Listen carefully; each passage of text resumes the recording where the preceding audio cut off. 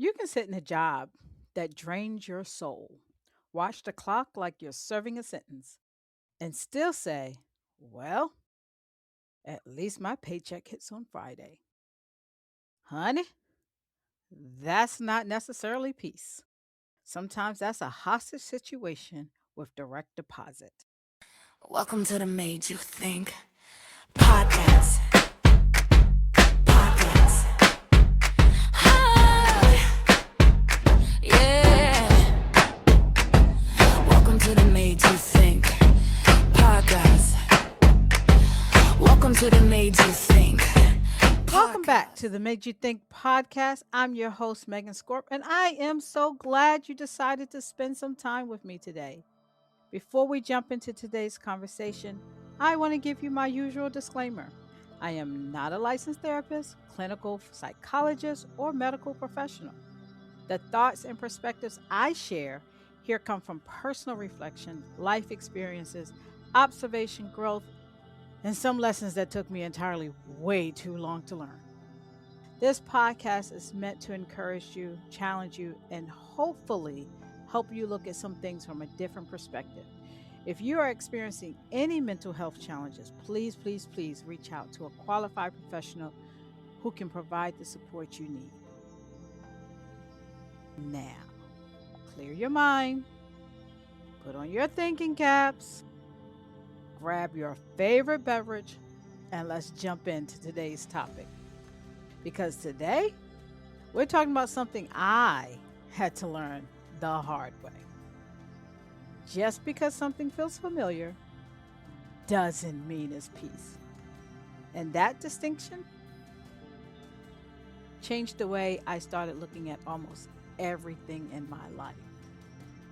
Now, if you were with me for episode number 2, what if your comfort zone is the real prison? You know, we talked about comfort. We talked about how comfort can quietly convince you to stay in places you've already outgrown. It doesn't usually grab you by the shoulders and yell, "Stay stuck!" No, comfort is much smoother than that. Comfort brings you a blanket. It says, "Hey, you've had a long day. Why make any major decisions?" It orders your favorite food. Comfort says, "Hey, maybe next year." Or maybe it puts on some sweatpants and says, "You know what? We're fine right here." And before you know it, 5 years have passed. You're still sitting in the same place, still having those same conversations, still complaining about the same problems, and still promising yourself that one day you're going to do something different. And that is where today's conversation begins. Because after talking about comfort, I had to ask myself another question. How much of what I call peace was actually just familiarity? Because that's a different question. Because peace and familiarity can look alike from the outside. Both can be quiet, both can feel predictable, and both can make you feel like you know what to expect. But I've learned there is a major difference. Peace allows you to breathe. Familiarity sometimes just teaches you how to survive without noticing that you're holding your breath. Ooh, hoo, hoo, hoo. Did I make you think? I hope so, because let's talk. So, one of the things I've learned about getting comfortable with something is that eventually you stop noticing what it's costing you. And see, that's the part that's dangerous because at first you notice everything. You notice when a job starts draining you, you notice when a relationship starts feeling one sided, you notice when a friendship becomes emotionally exhausting. You notice when your environment starts affecting your mood. And at first, something inside of you says, this doesn't feel right. But if you stay long enough, guess what? You adjust. You learn how to work around the problem. You learn what not to say. You learn what conversations to avoid. You learn how to lower your expectations. And eventually, you stop asking, is this healthy for me? And start asking, how do I make this tolerable? Because, see, that right there, that was one of the biggest lessons for me. See, there's a difference between solving a problem and learning how to live with a problem that is slowly draining you. I think sometimes we come so proud of our ability to survive that we forget to ask whether we were meant to survive something forever. Think about that.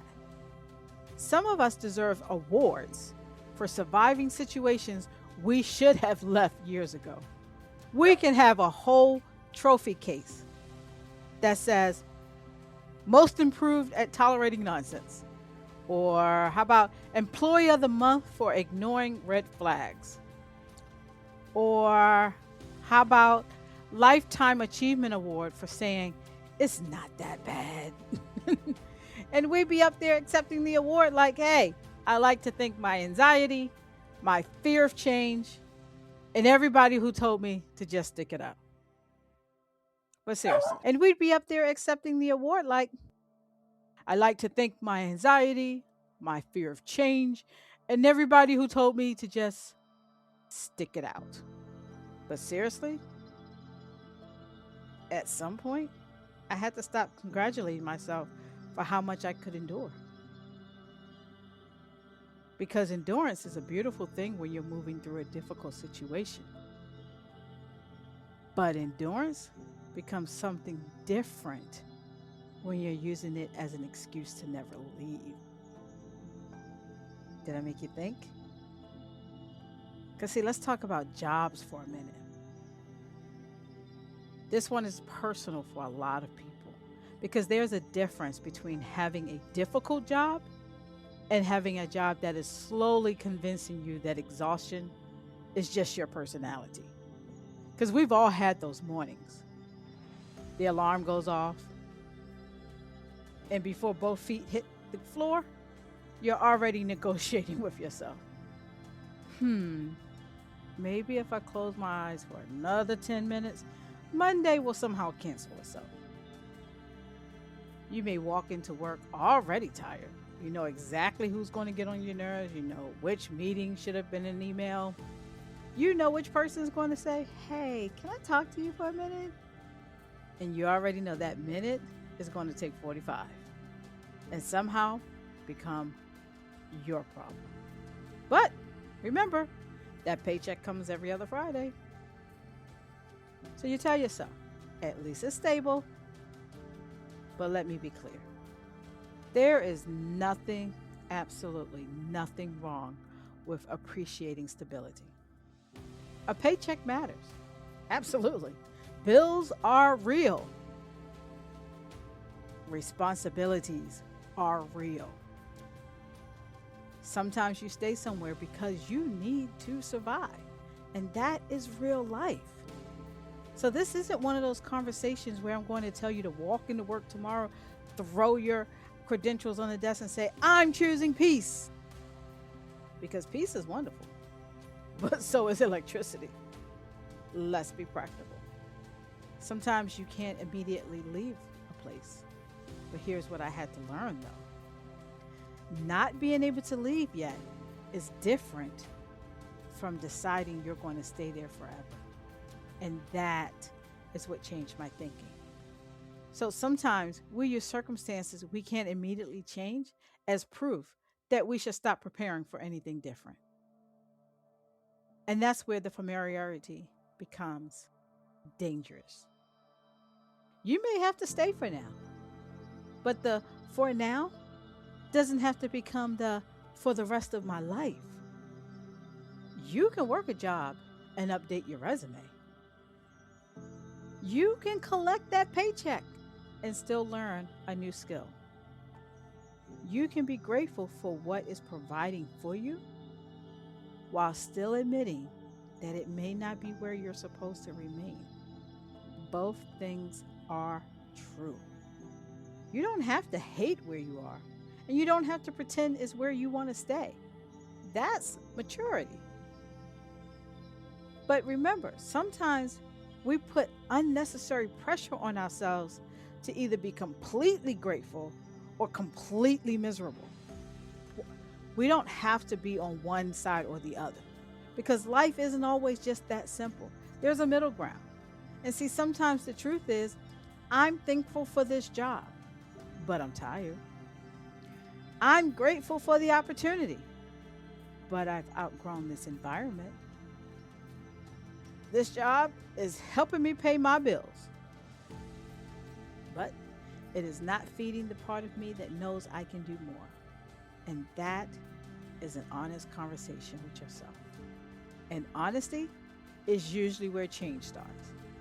Not with a vision board, not with the motivational quotes, but with honesty. Are you thinking? Are you reflecting? Because here's something else I've noticed.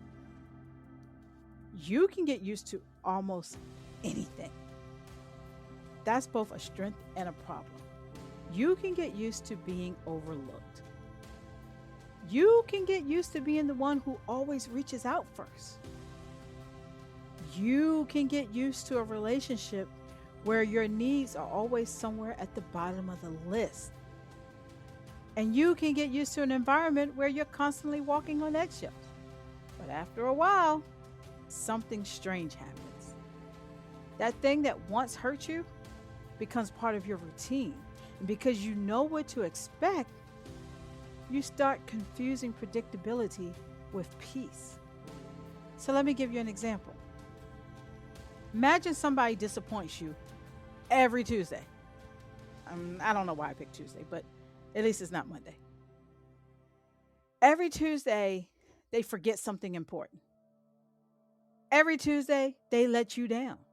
Every Tuesday, they somehow create a whole situation that leaves you frustrated. At first, you're upset.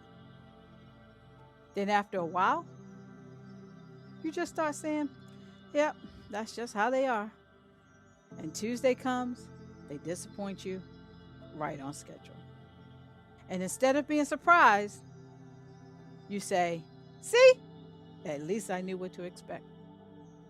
But knowing how someone is going to hurt you doesn't make that hurt healthy. It just makes it predictable. Did I make you think? Because I think that's where a lot of us get stuck. We stop asking for better because we've become experts at managing less. We know how to navigate the disappointment. We know how to avoid the arguments. But managing dysfunction isn't the same thing as having peace. And I had to learn that. Because, see, sometimes what feels like peace is actually just the exhaustion that comes after you've stopped fighting for anything different. And that is the hard realization. Because once you see it, you have to decide what you're going to do with it. Because, see, one thing I had to examine was my relationship with quiet. Because, see, quiet can mean peace. However, quiet can also mean avoidance. And those two things look very, very similar. You can have a whole relationship where nobody argues anymore. Nobody talks anymore. Nobody shares what they're feeling. Nobody asks difficult questions. Nobody wants to start a conversation because they already know how it will end. So the house is quiet. But does it mean it's peaceful? Or have both people simply decided that silence requires less energy? Now, see, that's different. See, I've learned that peace isn't the absence of difficult conversations. Sometimes peace comes after you finally have the conversation you've been avoiding. See, sometimes peace comes after you say, this isn't working for me. No. And sometimes peace comes after somebody gets upset with you. And that's important too, because I think Many of us have been taught that if someone is unhappy with us, we had to have done something wrong. No. Sometimes someone is unhappy because you're no longer participating in a pattern that benefit them. Those are not the same thing. And I learned that growth can be very inconvenient for people who were comfortable with the old version of me. So when you start saying no, people notice. When you stop being available every minute, people notice. When you stop fixing problems that aren't yours, people notice. And when you finally say what you actually think, instead of saying whatever keeps everyone else comfortable, yeah, they notice. And sometimes they will call it out and say, "You've changed." Now, I don't know about you, but after a certain point, I started thinking, well, you know what? I hope I changed. I've been doing all this work on me. I've been learning. I've been reflecting. I've been trying to make better decisions. Why should I be the same? If you ever go to church, they tell you you should come out better than you came in. So imagine going to the gym for 5 years and somebody said, "Oh, you've changed." Well, doggone it, I hope so, because that's why I'm paying this membership, and that's the entire purpose of having a membership at a gym. Growth is supposed to change you. The goal isn't to remain familiar. The goal is to become more aware. Did I make you think? I hope so. Because here where things get very interesting. Sometimes when you've lived with dysfunction long enough, healthy feels strange. And I've seen that happen. I've experienced some versions of it. When you're used to chaos, calm can feel suspicious. You start wondering, why is everything so quiet? Like, have you ever stood outside on a summer night and you're used to hearing the frogs croaking and the crickets chirping, but one night you stand out there and it's completely silent. You instantly wonder, uh-oh, what's wrong? Is there a storm coming? Why is it so quiet? Did I make you think? Or how about you ever have one of those weeks where nothing major went wrong and you almost don't know what to do with yourself? You're checking your phone, you're checking your emails, you're looking around like something's coming. I can feel it. But guess what? Nothing's coming. You're just not used to having a peaceful week. And I think that's something we don't talk about enough. Sometimes we become so accustomed to solving problems that when there isn't a problem, we don't know who we are. Check out that podcast called Addicted to Being Needed. Because then you'll understand how we start looking for something to fix, something to save, some fire to put out. Because chaos gave us a role. And that's the addiction to being needed. Healthy relationships can feel strange if you're used to constantly proving your value. A friendship where you don't have to chase somebody can feel strange if you've spent years doing all of the emotional labor. You may think something's missing. Maybe that something is just the drama, the anxiety. And sometimes we mistake adrenaline for connection. We mistake chaos for passion. And when life becomes calm, we start saying, this is boring. Maybe it's just not breaking your heart anymore. Did I make you think? At some point, I had to sit down and ask myself a question that I really didn't want to answer. And that was, what am I keeping in my life simply because I've learned to survive it? Not because I love it, not because it brings me peace, not because it's helping me grow, but because I know it. I know the routine, I know the people, I know what to expect. I know how to function inside of the chaos. And leaving means I'd have to learn something new. That's the part nobody likes because new comes with uncertainty. And uncertainty doesn't always feel good. You can be excited and scared at the same time. You can know you need to change and still not know exactly what comes next.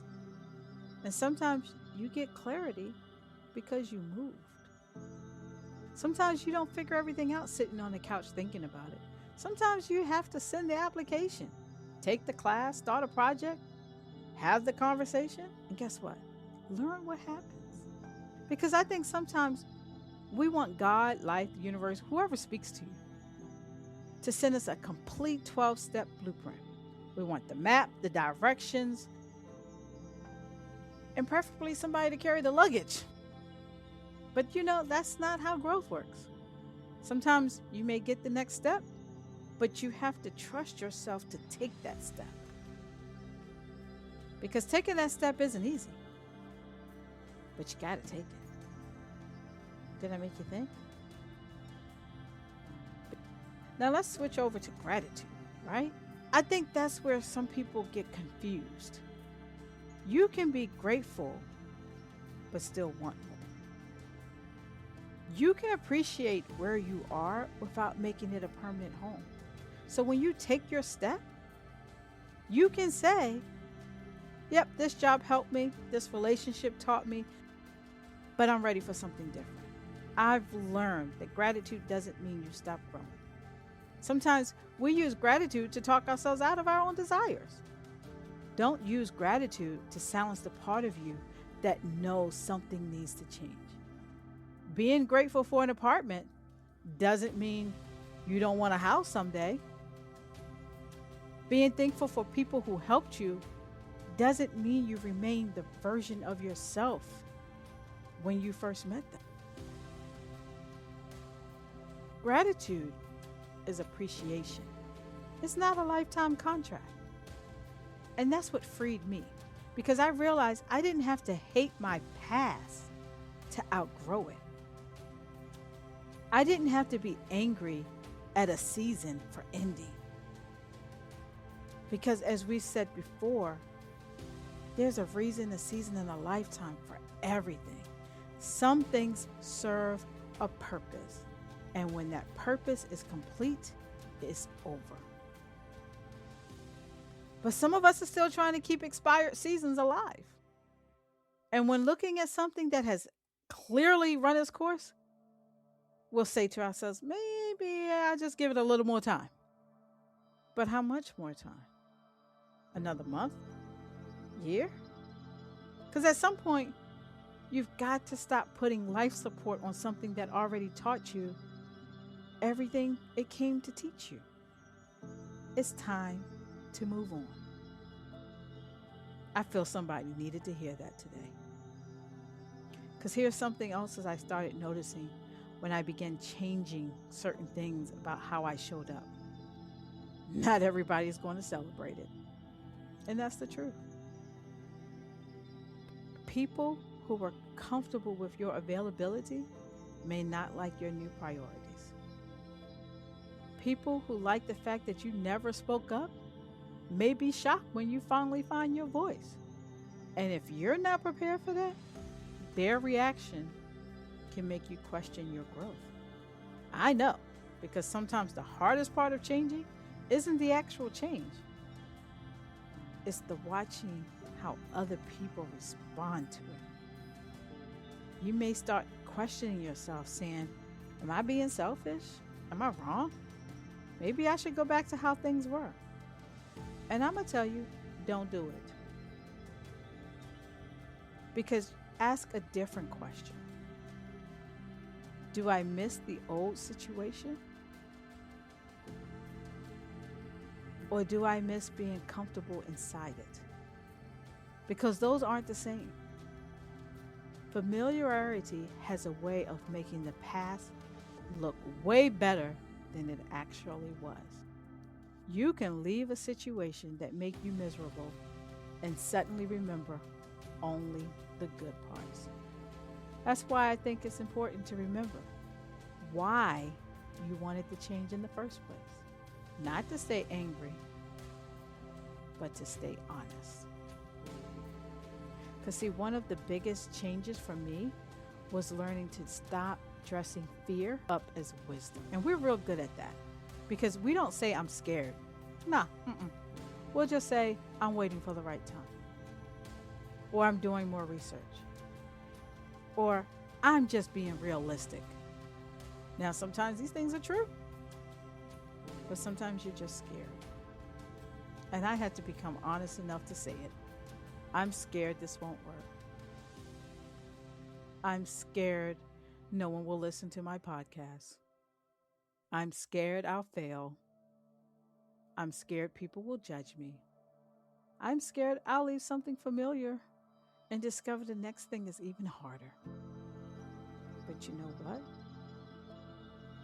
Fear is also information. It isn't always instructions. And that was important for me. See, I stopped trying to wait until I wasn't afraid. Because if I had waited until I felt completely confident about every major decision, I'd probably still be sitting somewhere waiting for a sign written in the clouds. Because see, confidence didn't always come before action. Confidence shows up after I survived something I was afraid to do. So do the hard thing. Realize you didn't die. You did another hard thing, and you're still here. And eventually, just start trusting yourself. You'll trust yourself to do the next step. Not because everything worked perfectly, but because you've learned, even if this doesn't work out exactly how I planned, I can figure out what to do next. And that's when the real confidence starts. Not believing everything will go perfectly, but believing you can handle yourself when it doesn't. And I also had to stop making every change feel like a life or death situation. Because see, sometimes we don't move because we think every decision we make has to be permanent. What if I chose the wrong career? What if I choose a business that doesn't work? Well, what if you learn? What if you regroup? What if the business is successful? What if you can try again? And I've learned that not every decision has to become your forever decision. Sometimes the next step is just that, the next step. There's a whole flight of stairs. You don't have to know the whole staircase before you take the first one. And I think that's where people get trapped in the familiarity. They believe that staying still is safer than making the wrong move. But staying still is still a choice. And sometimes that choice costs more than a mistake you're trying to avoid. Because at least a mistake can teach you something. Regret tends to keep asking, what would have happened if I tried? Because we all know nothing beats a failure but a try, right? I hope I'm making you think. And another thing I had to do was develop a more honest way of looking at my life. See, instead of asking, is this comfortable?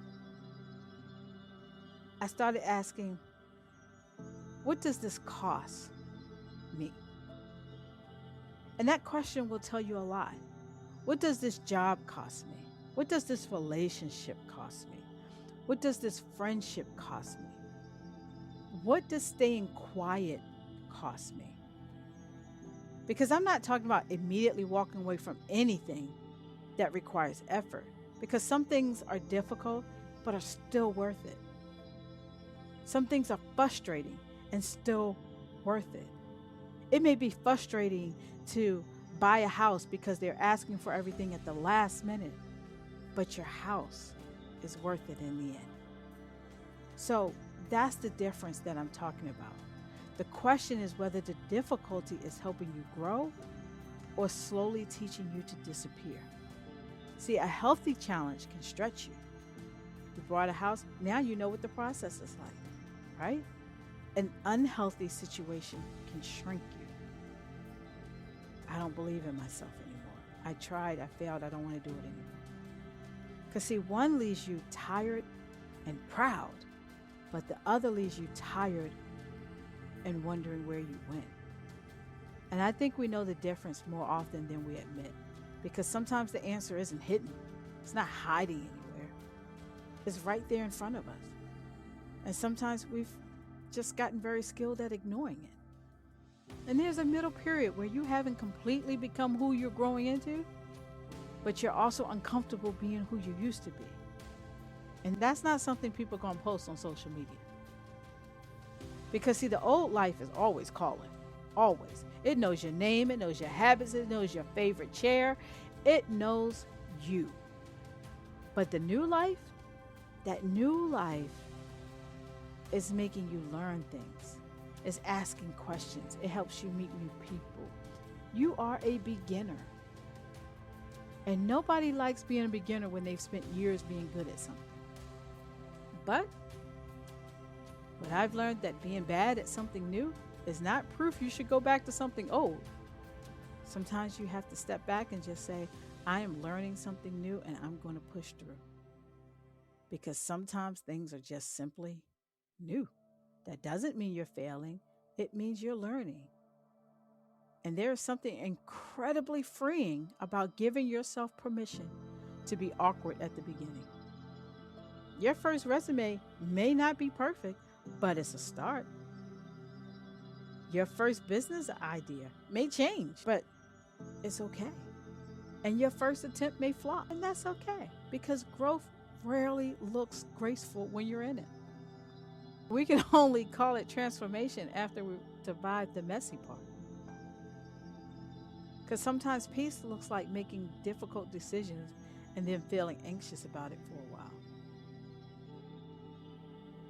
Because, see, what I realize, peace isn't always comfortable. And sometimes peace looks like making difficult decisions and then feeling anxious about it for a while. Sometimes peace looks like saying no and sitting with the guilt until you realize the world did not end.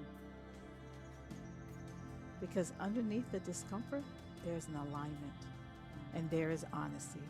There's a feeling that you're no longer betraying yourself to keep everything around you familiar. And that, to me, is different. Real peace doesn't require me to pretend. I don't have to constantly convince myself that I'm happy. I don't have to repeat the words, I'm fine, it's okay, when I know it isn't.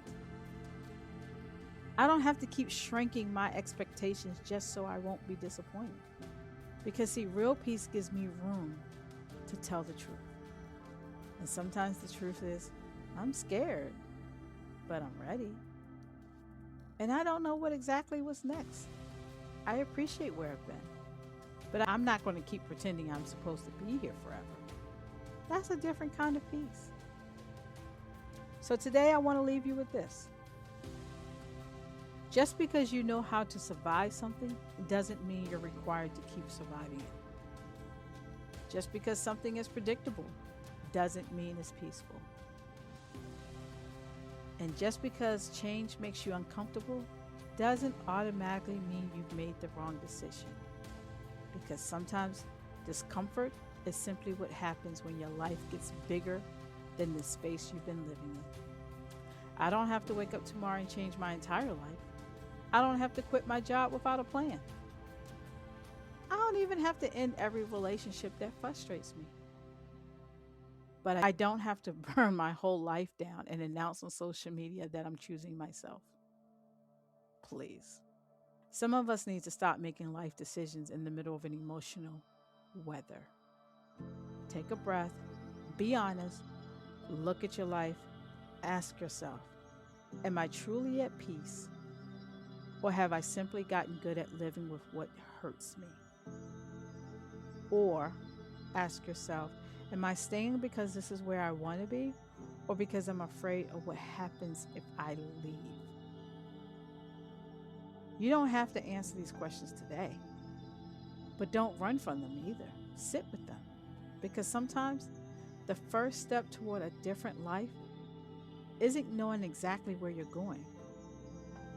Sometimes it's just finally admitting, I don't want to keep living like this. And that admission right there can change everything. I've learned that growth doesn't always begin when you feel brave. Sometimes it just begins when you're tired of lying to yourself. When I'm fine doesn't work anymore, and maybe someday starts feeling too expensive, that's when it happens. So don't panic. You may not be losing your peace. You just may be finally finding it. I hope I made you think on that one. So thank you for spending time with me on the Made You Think podcast. If today's episode made you pause, reflect, or look at your own life a little differently, then I've done my part. Please share with someone who may be confusing familiarity with peace. And if you're in a season where you're trying to figure out what comes next, remember this. You don't have to have the entire plan. Just be honest about where you are and take the next step. One conversation, one application, one honest decision at a time, because your whole life doesn't have to change overnight, but your direction can. And sometimes changing your direction changes everything. So that's it for today. Now stop thinking, start doing, and build that future. Make sure, if you haven't already, subscribe and follow Make You Think. Until next time, keep growing, keep questioning, keep trusting yourself enough to outgrow what no longer fits. And remember, familiar doesn't always mean safe.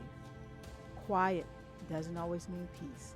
And just because you've survived somewhere doesn't mean you're meant to stay there. See you next time.